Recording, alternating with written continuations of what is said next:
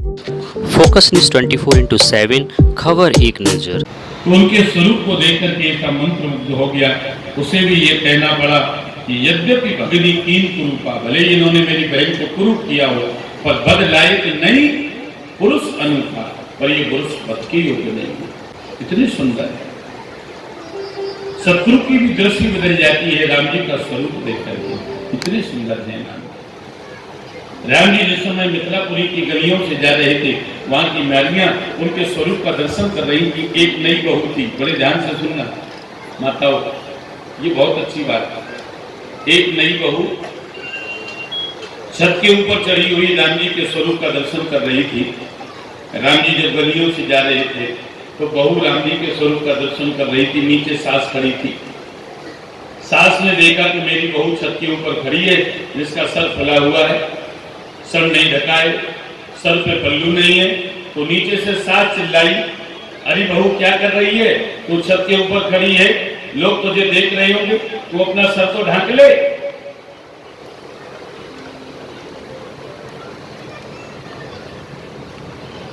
सास जैसे ही नीचे चिल्लाई, अरे बहू तेरा सर खुला है, तू सर तो ढक ले, लोग तुझे देख रहे होंगे, तू ऐसे ही छत के ऊपर खड़ी है।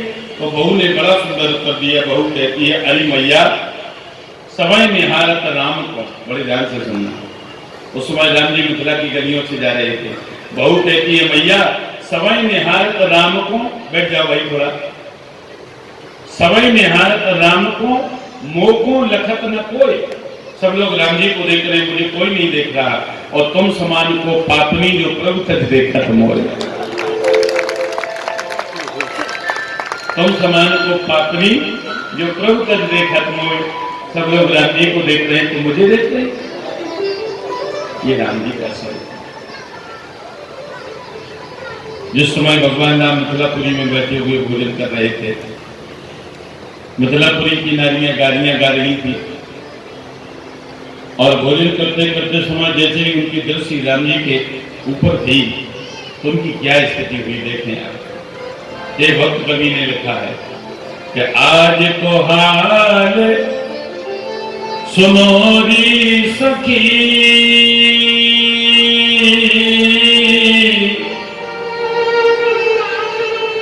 मन में प्रगट्यो एक कौतुक भारी।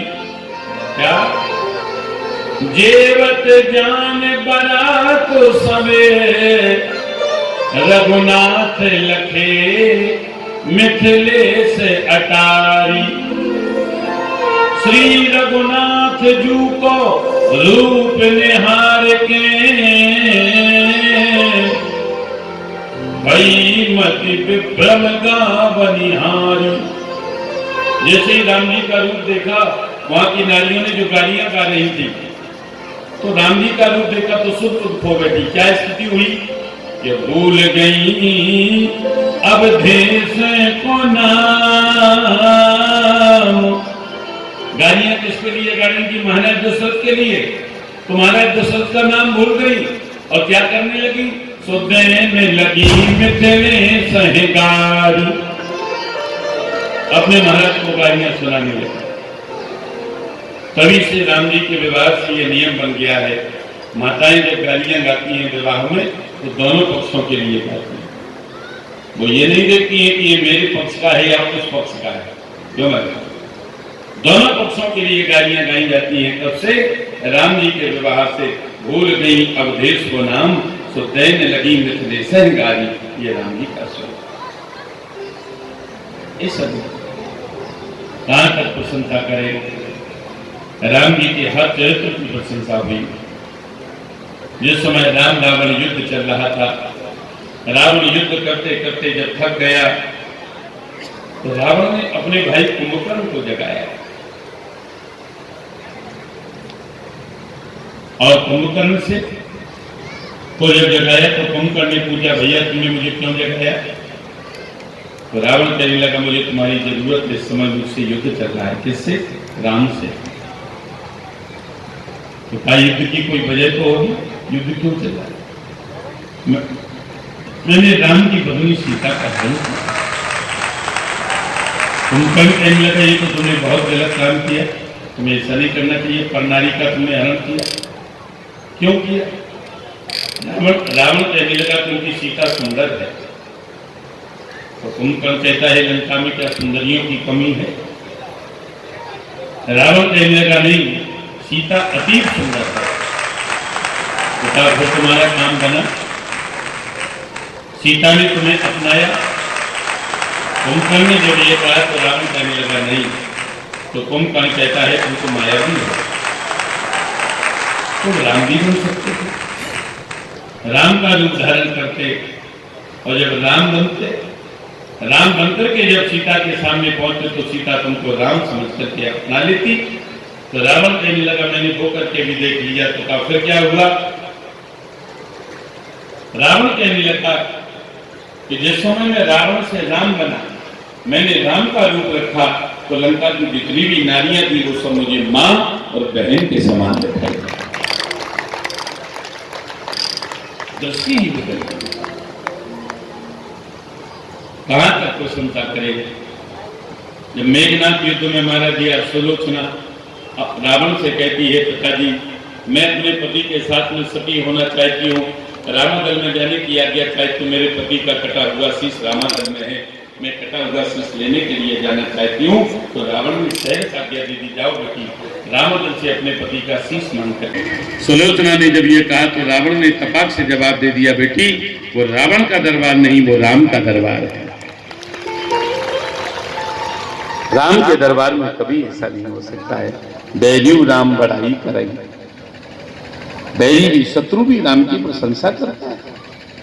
मंदोदरी से रावण ने कहा था, मंदोदरी शत्रु हो तो राम जैसा।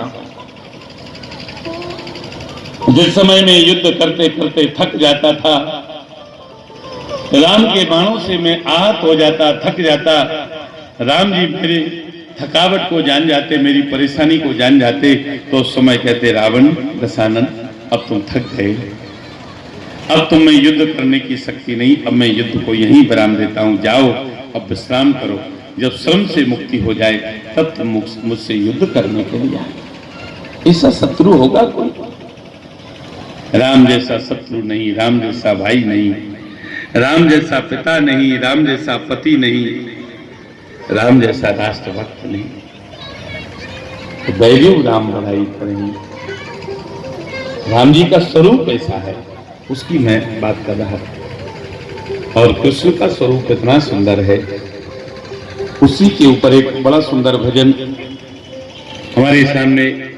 देखो कल एक भजन की फरमाइश आई थी, मैं तो कथा में भूल जाता हूँ, भजन गाना सब भूल जाता हूँ। विधायक श्री विनोद चतुर्वेदी जी की जो धर्मपत्नी बैठी हुई हैं, वो कहती है महाराज मैं आपके भजन सुनती रहती हूँ बस टीवी पर, मोबाइल पर, और आपका वो भजन मुझे बहुत अच्छा लगता है, कान्हा को ढूंढती हूँ मथुरा की हर गली। तो वो भजन आप मुझे सुना देना। तो ये प्रसंग भी आ गया है भगवान की सुंदरता का वर्णन, बड़ा ही सुंदर भजन है, सुने देखो ये को बड़ा भजन। कन्हैया मेरी आंखों से, कन्हैया मेरी आंखों में वो तासीर हो जाए, कन्हैया मेरी आंखों में वो तासीर हो जाए, नजर जिस चीज पर डालो वो तेरी तस्वीर हो जाए, नजर जिस चीज पर डालो तेरी तस्वीर हो जाए। गोकुल की हर गली में, मथुरा की हर गली में, हर गली में, मथुरा की हर गली में कान्हा को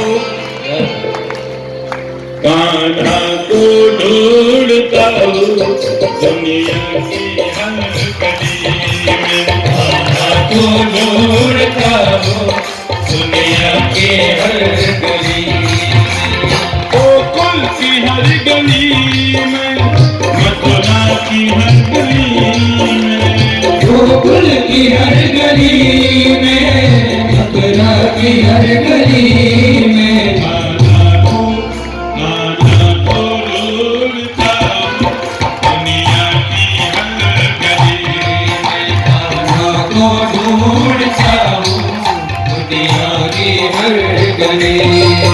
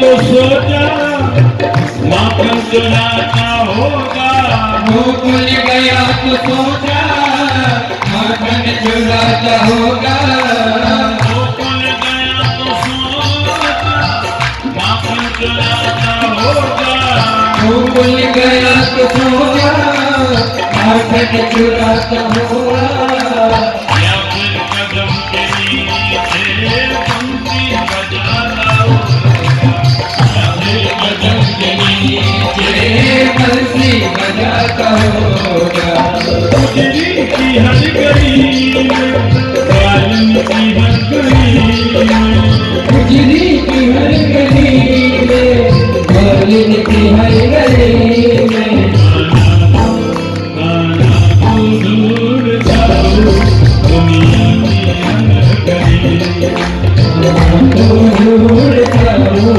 दुनिया की हर गली में।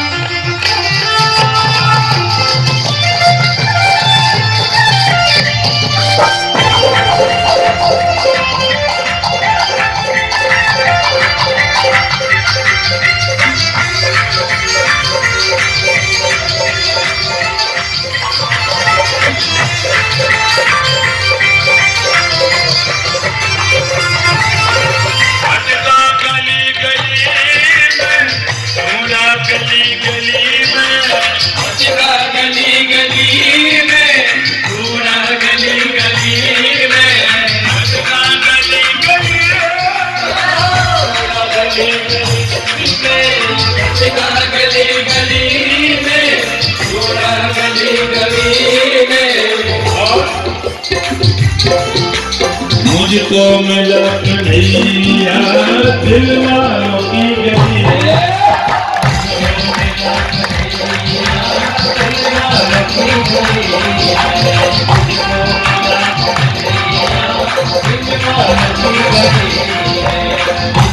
मिला कन्हैया दिल वालों की गली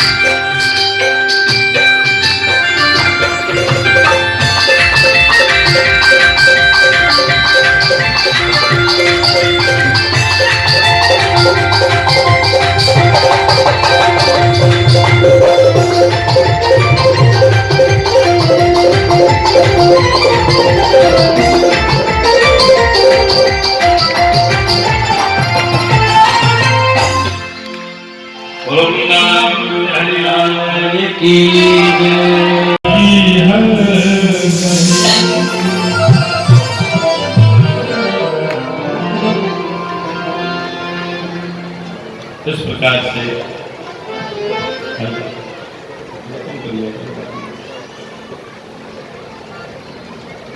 भगवान ब्रज में अनेक प्रकार की लीलाएं कर रहे हैं। भगवान जब वापस अपने घर पहुंचे हैं वो देखते हैं कि लोग घर घर में एक बहुत बड़े यज्ञ की तैयारी करने में लगे हुए, इंद्र यज्ञ की तैयारी कर रहे हैं। भगवान की तत्रैव बलदेवेन संयुतः अपस्यन्नवतन गोपाल निद्रया विकृतोद्यमान।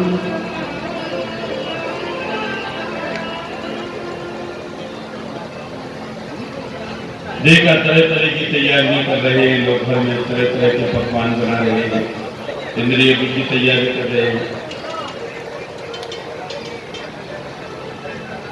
मैया सदा रसोई घर में बैठी हुई है,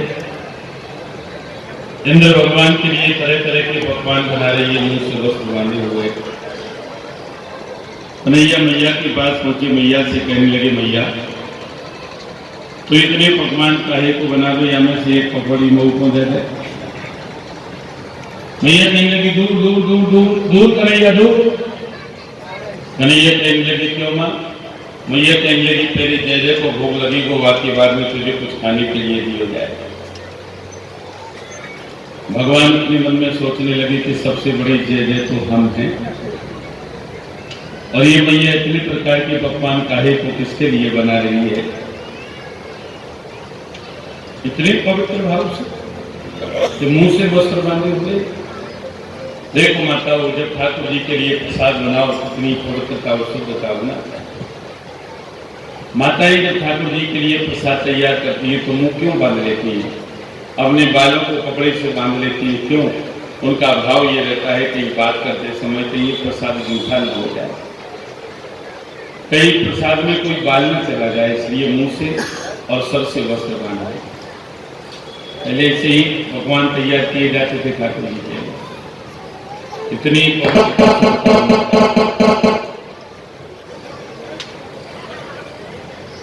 बोलो वृंदावन हरिराम की।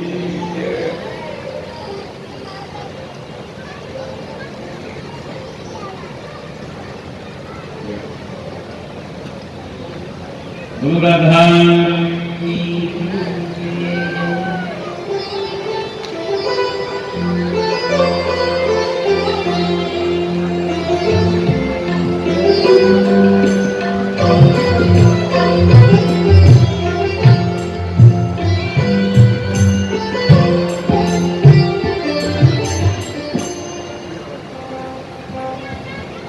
माताएं जब भोजन बनाती है, पकवान बनाती है, हमने बुजुर्ग माताओं को देखा इतनी ही पवित्रता और शुद्धता होती थी, लेकिन तब में आज में बड़ा फर्क है। आज माताएं जब भोजन बनाती है तो बनाते बनाते एक हाथ पकौड़ी अपने मुंह में डाल लेती है। जरा देख लो नमक कैसा है, मिर्ची कैसी है। चाय बनाएंगे तो पहले टेस्ट कर लेंगे कि चीनी कम ज्यादा तो नहीं।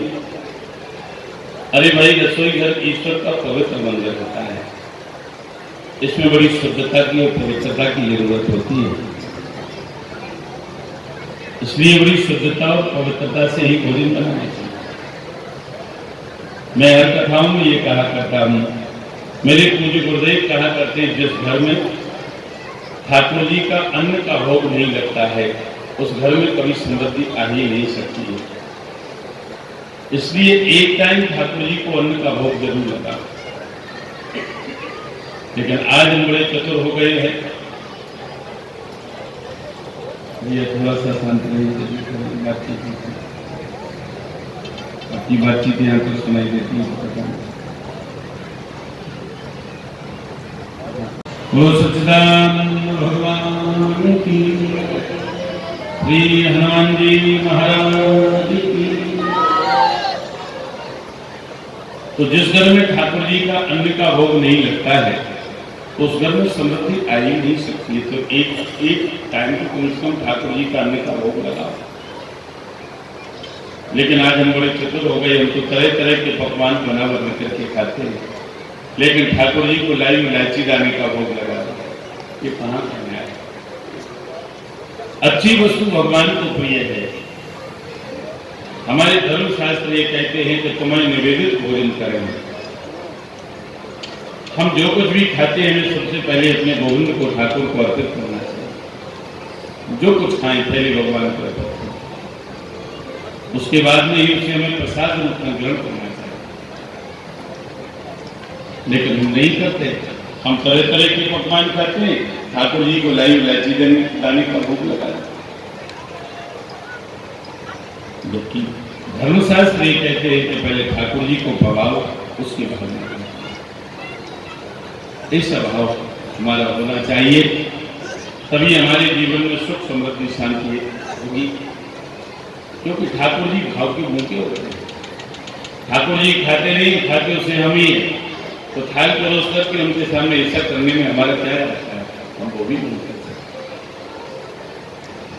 पूजा जब करो तो अच्छी सामग्री हो, अच्छी माला हो, अच्छे फूल हो, अच्छे फल हो, तभी पूजा करो। मन में ये भाव नहीं होना चाहिए कि ठाकुर जी के लिए ले जा रहे, छोटे छोटे फल खरीद लिए, खराब से कपड़े खरीद लिए। नहीं, मेरे पूज्य गुरुदेव रावत सरकार जब पूजा करते हैं तो वो पूजा देखो कितना भाव होता है। अगर हल्की माला होती है तो फेंक देते नहीं, मेरे लिए ये चल जाएगी तो ठाकुर जी के लिए नहीं चल। पूजा तभी फल देती है जब आप ठाकुर जी के लिए अच्छा भाव करें। हमारे नरेश सिंह महोदय जी इनको देखिए, मैं जिस दिन से आया हूँ आज 6-7 दिन हो गए मुझे लगभग, पूजा भी देख रहा हूँ, यहाँ लोगों का सम्मान भी वो कर रहे हैं। तो किसी बात में कोई कमी नहीं है। और जब आप ठाकुर जी के लिए कोई कमी नहीं रखेंगे, अच्छी माला होगी, अच्छा आज देखिए 56 भोग लगाए, नहीं तो क्या जरूरत है। जो कहते अरे महाराज ठीक है अकेले गुलगुला बनवा देंगे, तुमको कोई लगवा देंगे, 56 भोग क्यों लगवा देंगे? इसलिए कि ठाकुर जी 56 भोग को स्वीकार करते हैं। वो आपका भाव देखते हैं कि इस यजमान ने हमें 56 प्रकार का भोग लगाया है, वो आशीर्वाद देते हैं।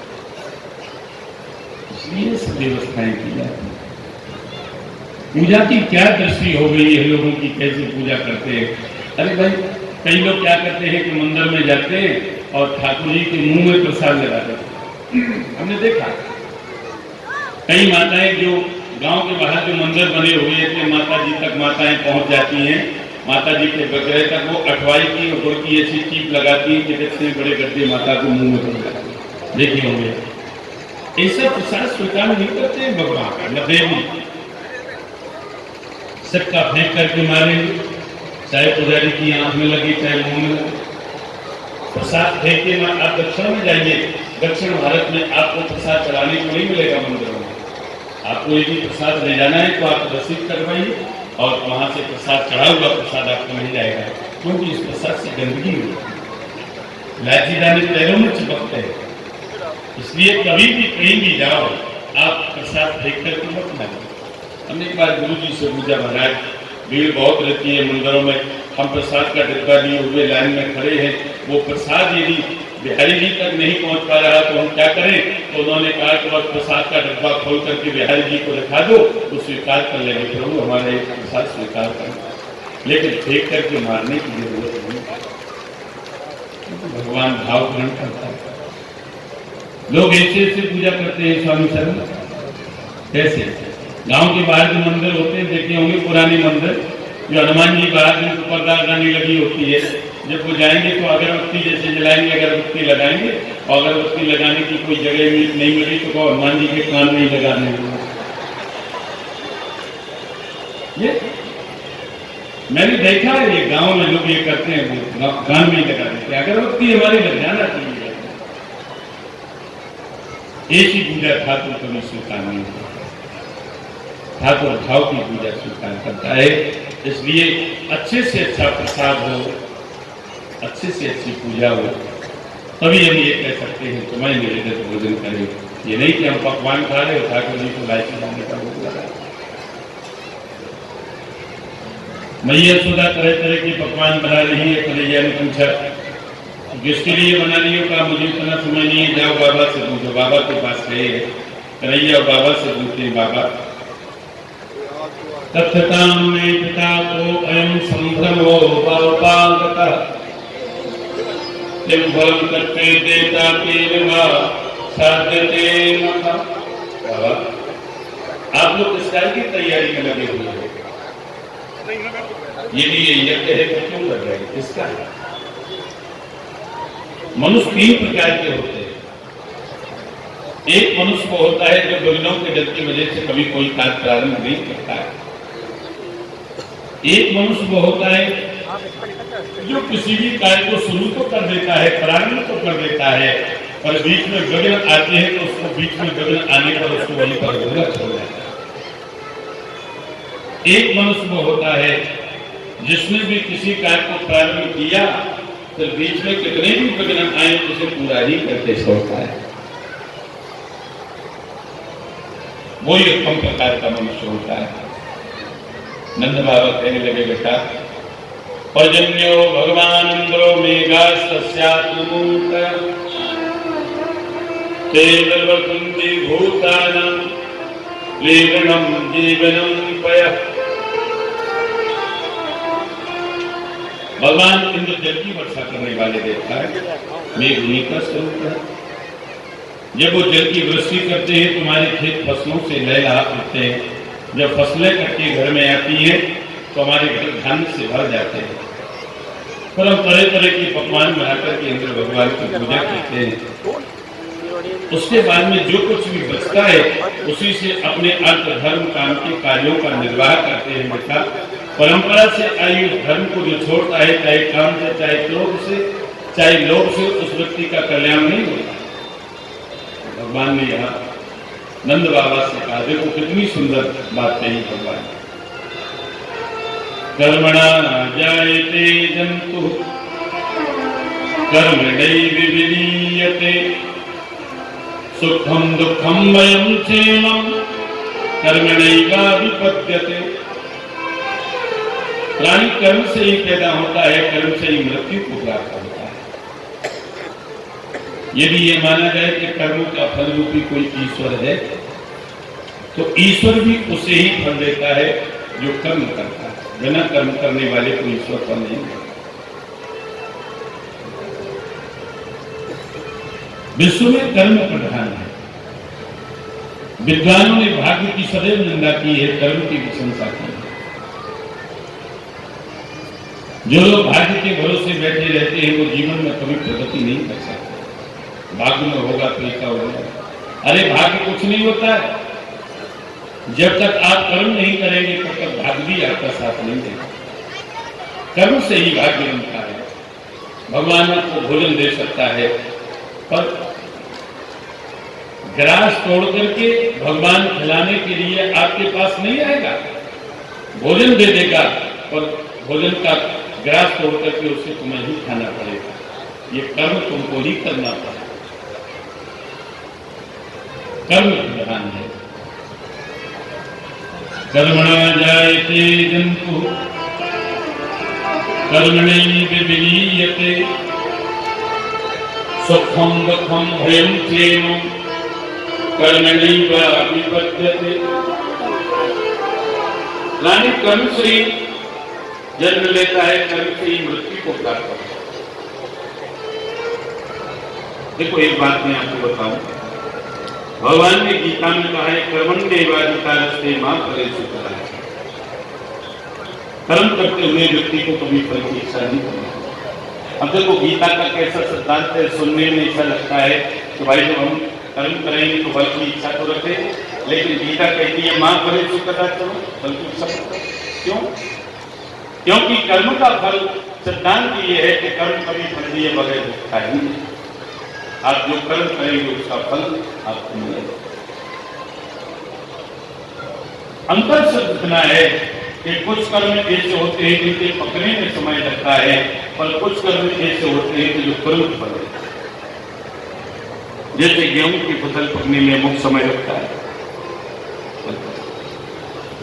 ज्वार के पकने में अमुक समय लगता है, गन्ने के पकने में अमुक समय लगता है, धान के पकने में अमुक समय लगता है। कुछ कर्म तो तुरंत, कुछ कर्मों के पकने में समय लगता है, कुछ कर्म ऐसे होते हैं जो तुरंत फल देते हैं। जैसे आप अग्नि में हाथ डालिए, ये भी तो एक कर्म है। आप आग में हाथ डालिए, उसका फल आपको मिलेगा तुरंत। क्या आप जल जाएंगे? आप किसी को गाली दे करके देखिए, तुरंत थप्पड़ पड़ेगा। सफर करके आए हैं, थके हुए हैं, शीतल जल से स्नान करिए, आपको उसका तुरंत फल मिलेगा। आप ताजगी महसूस करें। कुछ कर्म को तुरंत फल देते हैं, कुछ के पकने में समय लगता है, और ऐसा नहीं है कि कर्म का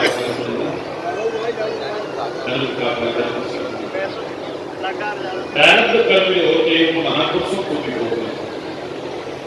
महापुरुषों के जीवन में भी कष्ट आते हैं। कई लोग कहते हैं महाराज इस व्यक्ति ने जीवन में कभी कोई धर्म नहीं किया, कभी कोई पाप नहीं किया, कोई झूठ नहीं बोला, तो इसके जीवन में कितना बड़ा संकट आया।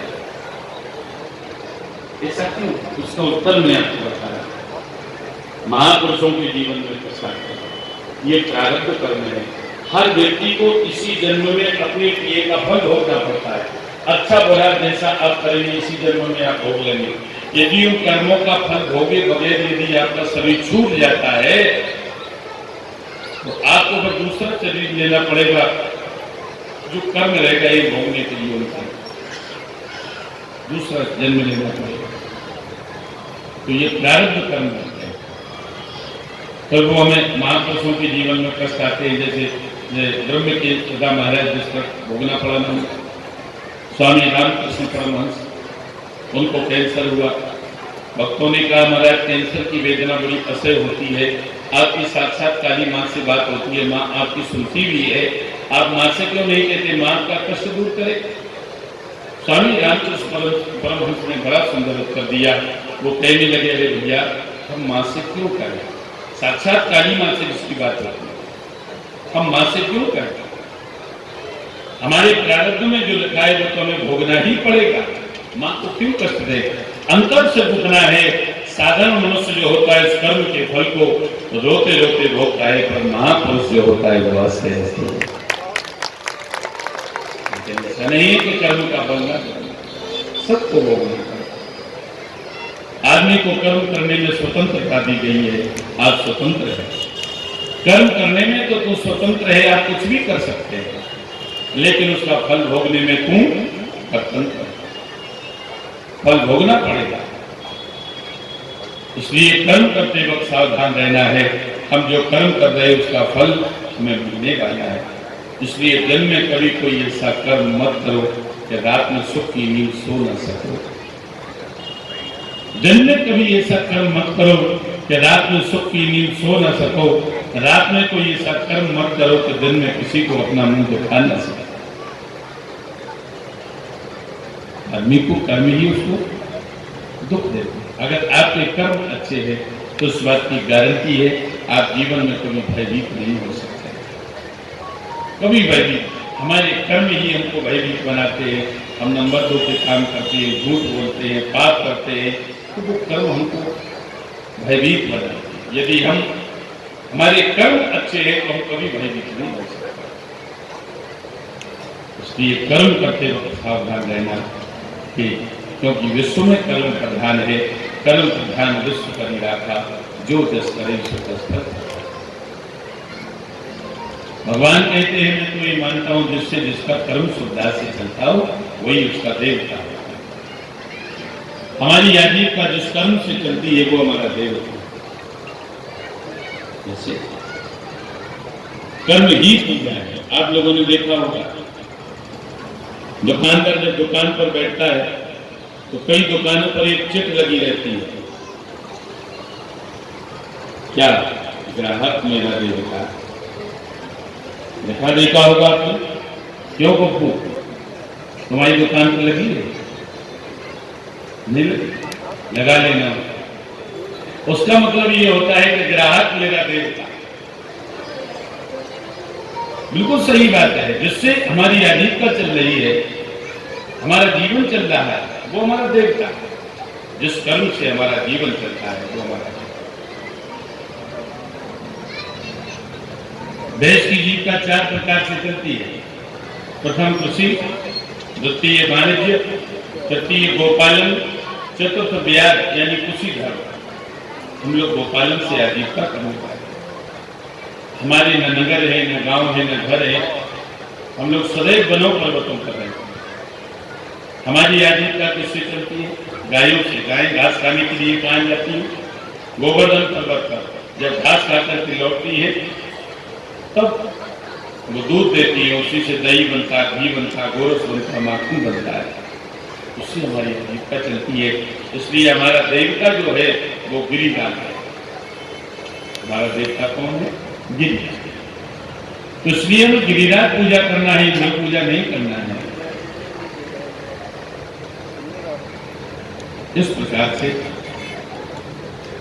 भगवान ने जब ये कहा तो सभी लोगों ने एक मत होकर के कह दिया ठीक है, अब गिरिराज पूजा होगी। इंद्र पूजा स्टॉप, गिरिराज पूजा होगी। सब लोगों ने अपना अपना सामान बैलगाड़ियों में रखा। अब गोवर्धन पूजा के लिए जा रहे। आए हम लोग भी गोवर्धन पूजा के लिए पूजा मेरे भी आए माने मोर मनवा गोवर्धन पूजा मेरे भी आए माने मेरा मनवा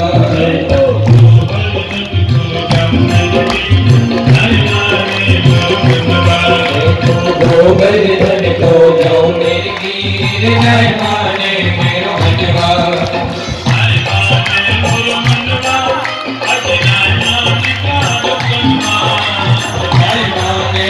मनवा अजी नाय मान कर कटवा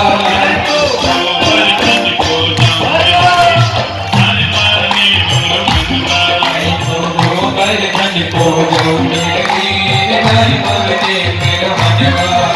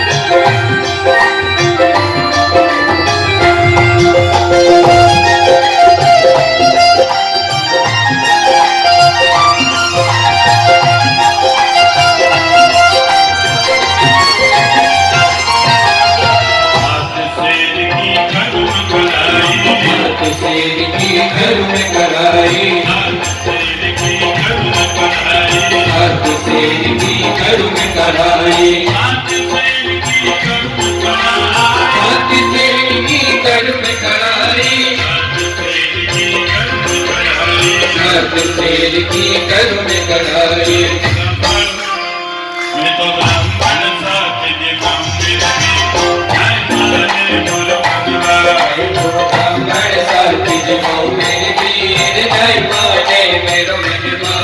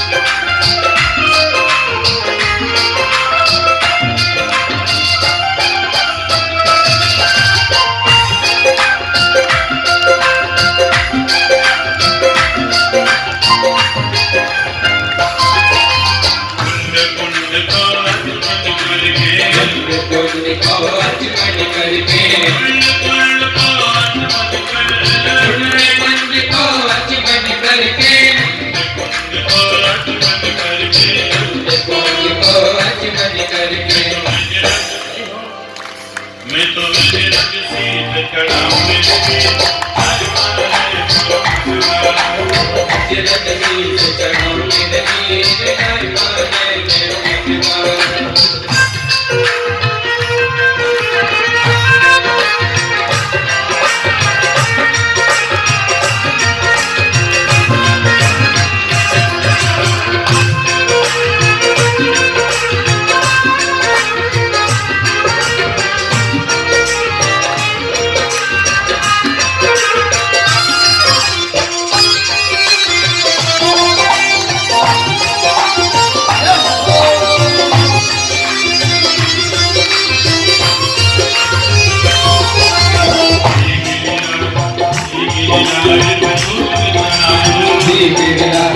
दूध चढ़ाऊं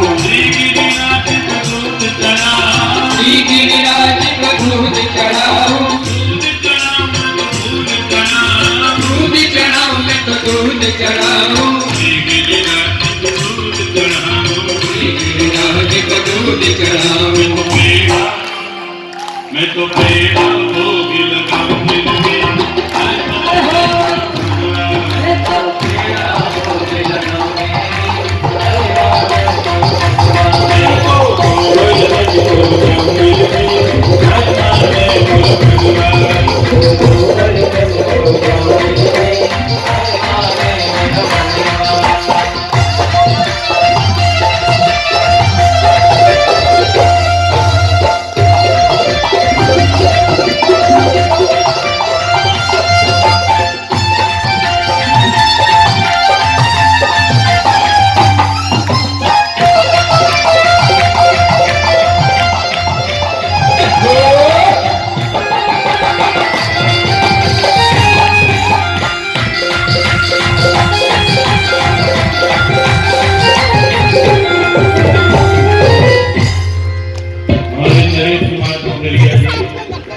जजाज जी का पूजन करने के लिए पहुंचे।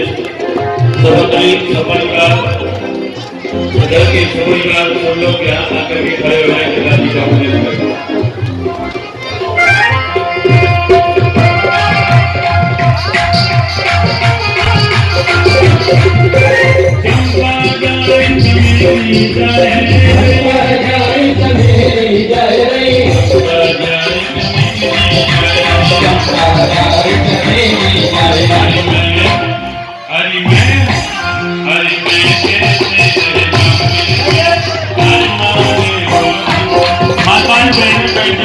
आप जो पीछे खड़ी हो गई बैठ जाए।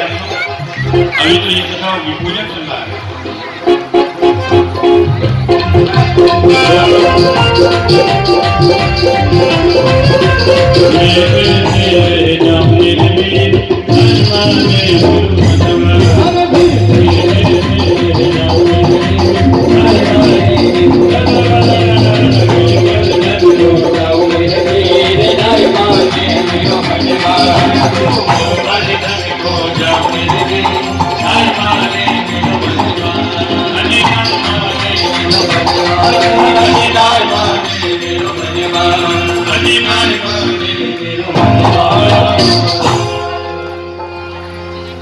सभी लोगों ने ठीक रहता, भगवान कहने लगे तुम लोग नेत्र बंद करो। ब्रजवासियों ने नेत्र बंद किए, भगवान ने मन के द्वारा मानसी गंगा प्रकट कर।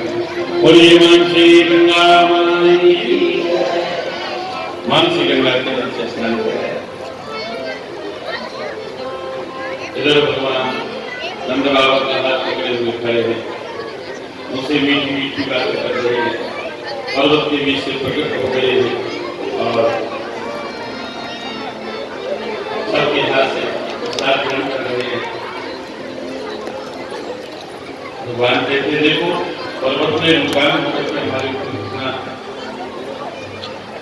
कितना भगवान ने रुकान होकर के हमारे पर कितनी कृपा की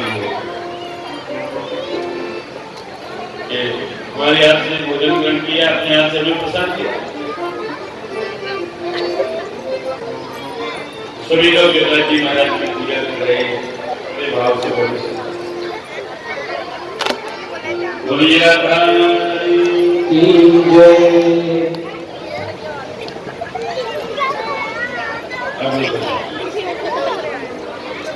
आप लोगों को मैं बता दूं, सूचना देना चाहूंगा, मैं तो कथा में भूल जाता हूँ। अयोध्या धाम में 23 नवंबर से 29 नवंबर तक 108 श्रीमद् भागवत पारायण यानी पोथी पाठ, भागवत की कथा जिसका प्रसारण आप सीधा सुख टीवी चैनल के माध्यम से अपने घरों में बैठ करके देखेंगे।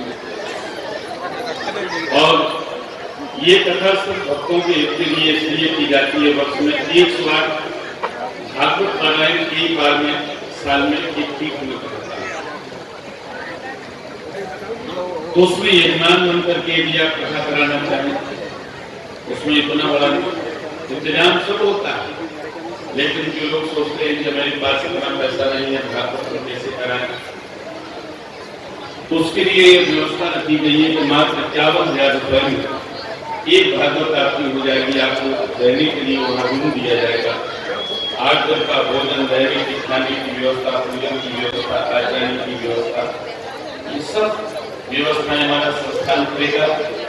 आपको टीवी पर जो नंबर कर रहे हैं उन पर संपर्क करना है, या फिर हमारे किसी भी व्यक्ति से आकर के आप संपर्क करें, अपना रजिस्ट्रेशन कराएं और वहाँ यजमान बनकर के 7 दिन रहकर के तथा श्रवण कर सकते हैं यहाँ। और जो लोग वहाँ नहीं जा सकते हैं तो वो पोथी पाठ भी करवा सकते हैं। पोथी पाठ में आप जाएंगे नहीं, सर आपका आचार्य वहाँ रहेगा, नाम गोत्र लेकर के वो आपका पाठ करेगा। यहाँ इस पांडाल से भी शुरुआत हो गई है, कुछ यजमान यहाँ भी बने हैं। तो आज एक नाम आया है श्री बसंत कुमार त्रिपाठी जी, हरे कहाँ है, ये बचपन से है। इन्होंने संकल्प लिया है, आज संकल्प रहा है कि हम ने परिवार रह करके 7 दिन तक कथा श्रवण करेंगे। तीर्थ में रह करके कथा कराना, श्रवण करना, इसका अनंत बना फल प्राप्त होता है। एक बार आप उनके लिए तालियां बजाएं। और जो कोई उनसे प्रेरित होकर के या मेरी वाणी को सुनकर के अगर अयोध्या धाम में रह करके कथा सुनना चाहता है तो सपरिवार सादर आमंत्रित है। पर आप ये बता दें, मेरे यहाँ नाम लोग करा दें। दीपावली के बाद 23 नवंबर यानी देवोत्थानी एकादशी से कथा प्रारंभ होगी, साधन की सारी व्यवस्थाएं हमारा संस्थान करेगा। आपको सब वहां पहुंचना है। आप वहां चले, साधन आनंद करते हैं। एक दिन कथा का और बचा है, तब तक कह दिया अपना नाम कराया करेंगे। जगह भी सीमित होती है, या जो लोग हो चुके हैं सीटें फुल हो चुकी हैं, 2, 4 से 10 जगह बची है, पूरी पूरी हो जाएगी। मीते जाए तो जाने को मिलेगी।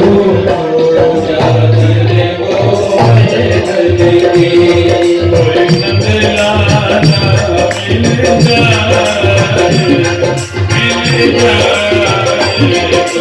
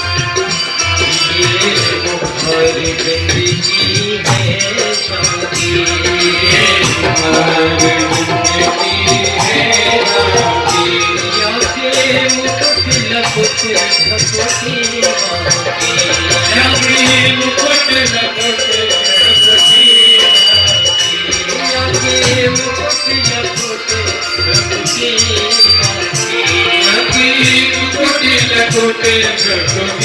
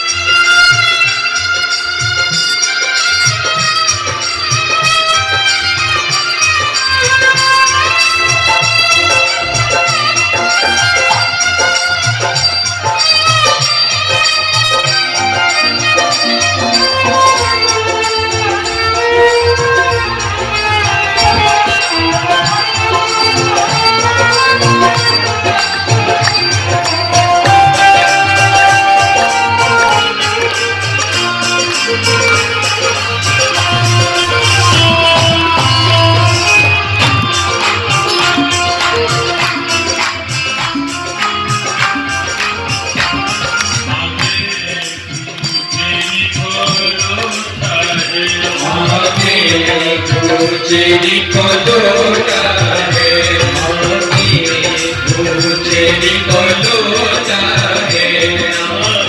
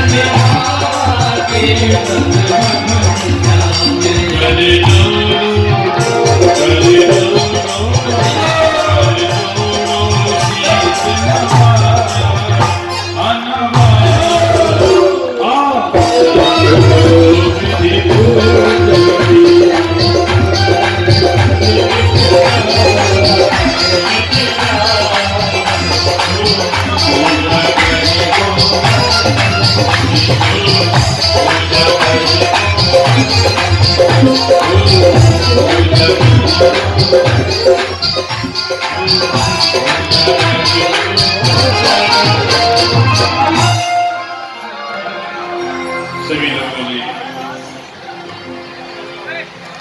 गिरिराज जी महाराज का पूजन किया, अपने अपने घरों को वापस आए। इंद्र को इस बात का पता चल गया कि मेरी पूजा जाती है, तो इंद्र ने बड़ा क्रोध किया। इंद्र सुधात्मा पूजा विद्या है देवता देवता लोभे योग प्रश्नाते क्यों गंधा ब्रह्म नाम मेघाराम सांबरवत नाम की मेघों को बुलाया इंद्र ने और कहा कि कृष्ण एक बहुत बकने वाला मूर्ख मनुष्य था, जिसकी वजह से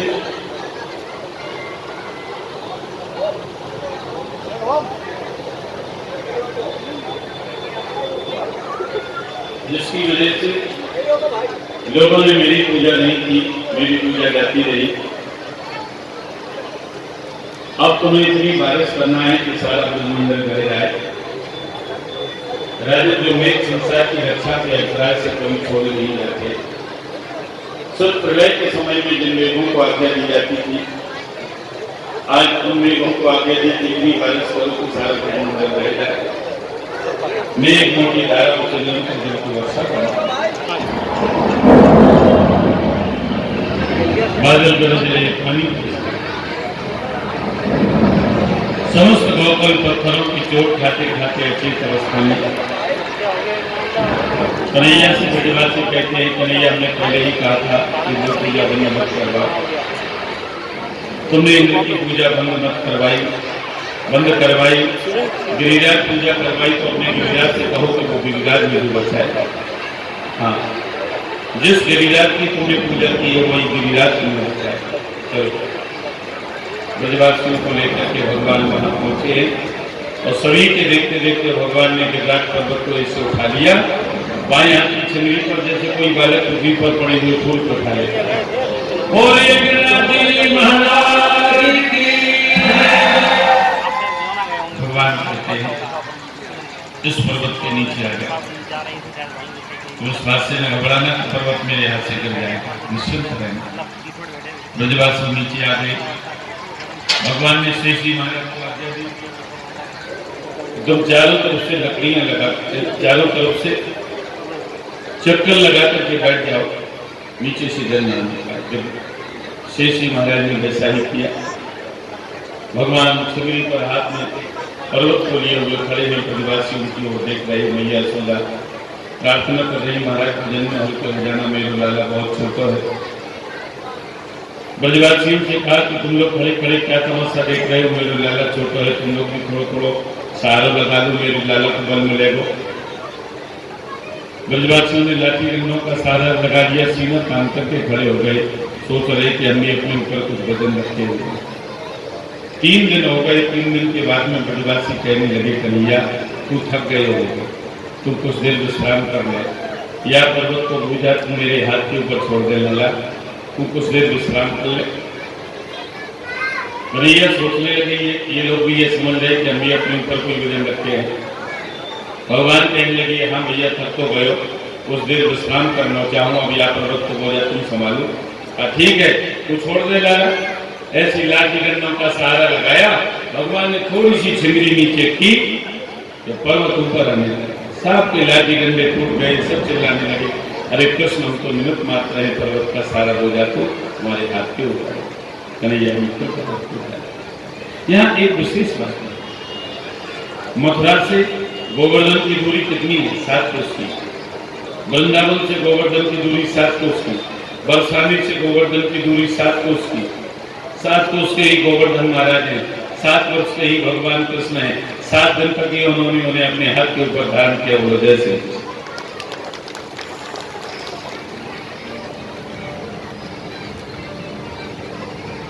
पानी का वर्षना बंद हुआ। 7 दिन तक मेघ वर्षा करते करते थक गए। इंद्र से कहा मुझ में और शक्ति नहीं है। इंद्र ने मेघों को रोका, पानी बरसना बंद हुआ। भगवान ने ब्रजवासियों से कहा इससे नीचे निकल करके आओ। ब्रजवासी निकल करके आए। भगवान ने पर्वत को उल्टा कर दिया। अब आपको ये बता दें, यहाँ के राज्य के कई भक्त ऐसे बैठे हैं जो परिक्रमा करने के लिए गए। ये गिरिराज जी महाराज कौन है, किसके पुत्र है, ये ब्रज में कैसे आए? ये गिरिराज जी महाराज वहीं द्रोण के पुत्र है।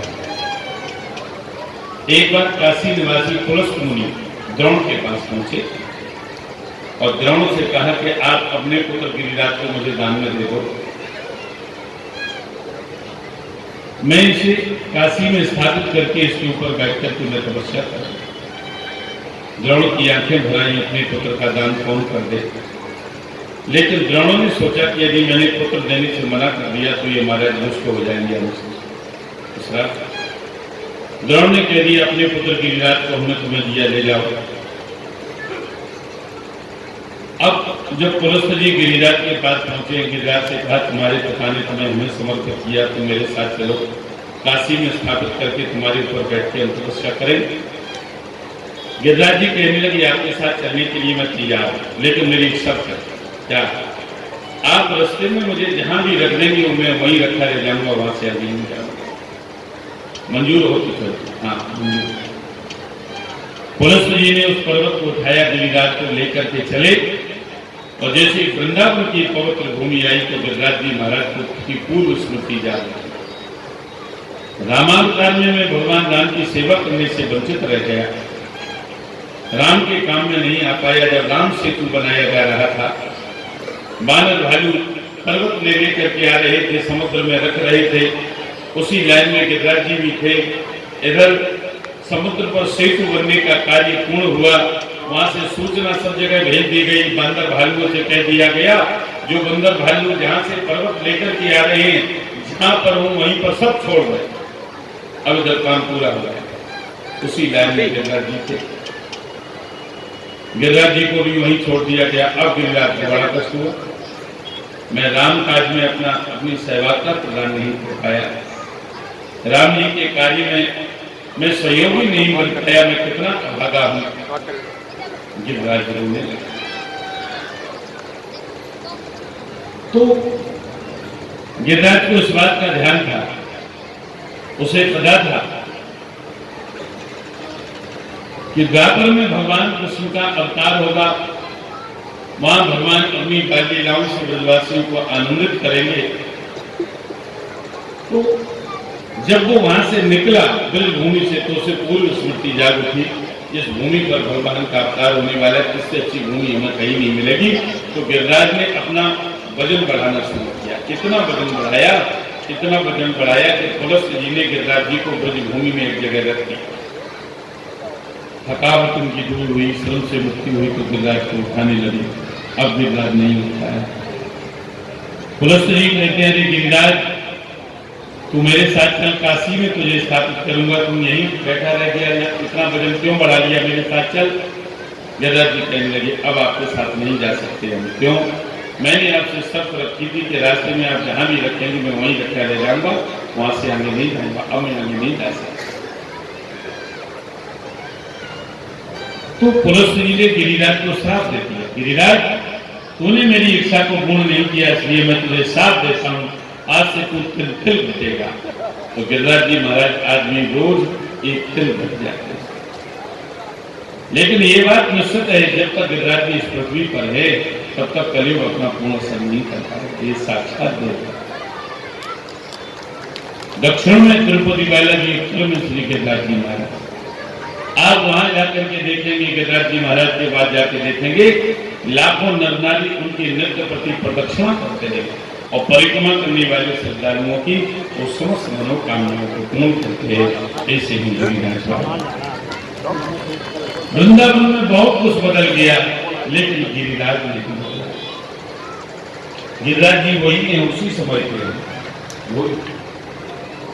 इसलिए गिरिराज परिक्रमा का बड़ा महत्व है।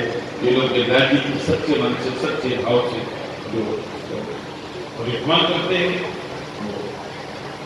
उनकी समस्त मनोकामनाओं को गिरिराज बाबा को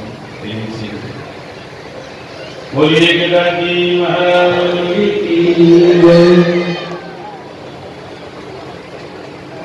अब मैं कोई दूसरा प्रसंग लूंगा, राज पंचायत है।